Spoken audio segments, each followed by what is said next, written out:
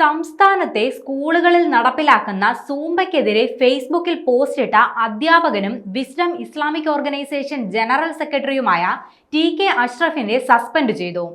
വിദ്യാഭ്യാസ വകുപ്പിനെ അപകീർത്തിപ്പെടുത്തുന്ന തരത്തിൽ ഫേസ്ബുക്ക് പോസ്റ്റ് ഇട്ടതിന് ടി.കെ. അഷ്റഫിനെതിരെ നടപടി സ്വീകരിക്കണമെന്ന് വിദ്യാഭ്യാസ വകുപ്പ് സ്കൂൾ മാനേജ്മെന്റിന് നിർദ്ദേശം നൽകിയിരുന്നു.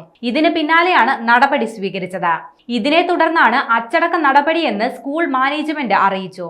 ടി.കെ. അഷ്റഫിനെ സസ്പെൻഡ് ചെയ്തതായി സ്കൂൾ മാനേജ്മെന്റ് പാലക്കാട് ഉപഡയറക്ടർക്ക് കത്ത് നൽകി.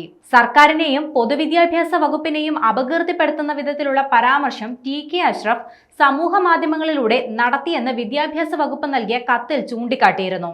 പൊതുവിദ്യാലയങ്ങളിൽ സൂംബ പരിശീലിപ്പിക്കാനുള്ള തീരുമാനത്തെ ടി.കെ. അഷ്റഫ് വിമർശിച്ച് പോസ്റ്റ് ഇട്ടതിന് പിന്നാലെ സൂംബ പരിശീലനം വിവാദമായിരുന്നു.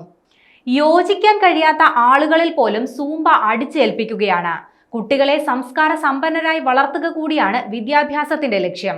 സൂംബ ഡാൻസ് പഠിക്കാൻ കുട്ടികൾക്ക് കൊടുത്ത യൂട്യൂബ് ലിങ്കുകളിൽ നമുക്ക് ഉൾക്കൊള്ളാൻ കഴിയാത്ത തരത്തിലുള്ള വസ്ത്രം ധരിച്ചുള്ള സ്ത്രീയും പുരുഷന്മാരും നിന്നുകൊണ്ടുള്ള പരിപാടിയാണ്.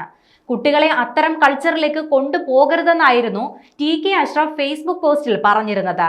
കുട്ടികളെ സ്കൂളിൽ അയക്കുന്നത് ഇതിനു വേണ്ടിയല്ല.